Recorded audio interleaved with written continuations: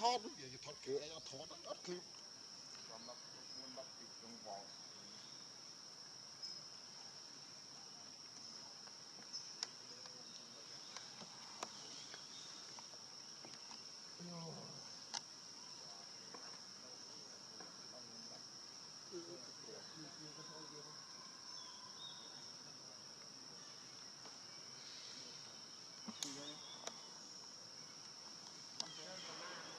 gần đây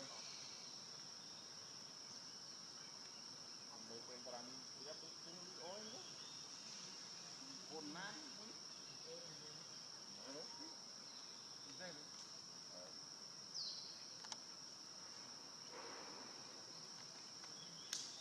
แต่มันคนที่ห้ามได้ยังมาโยนผู้กองลงมาไปเลยนะ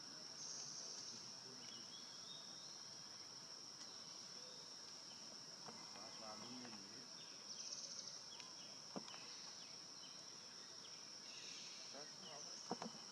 เคยมีนั่นตี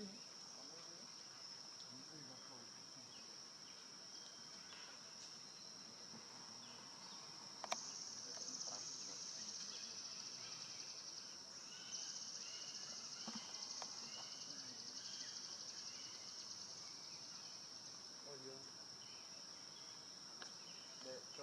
มาเข้าให้จะมากี่บอกให้แล้วให้จะมาอาบน้ำทั้งบัวเลยเคยเจอ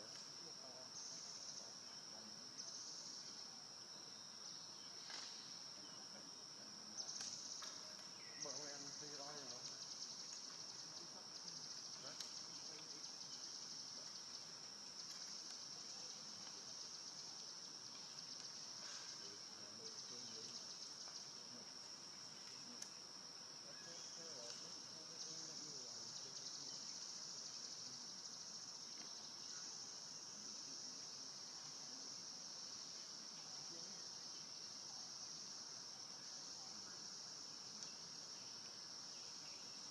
ถ้าไม่ก็ไม่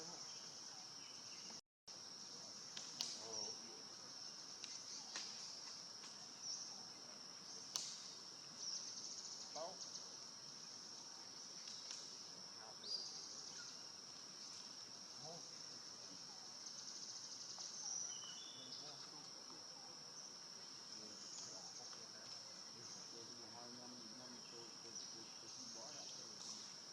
bữa đó đi bó tấu á bó tấu em bó tấu đấy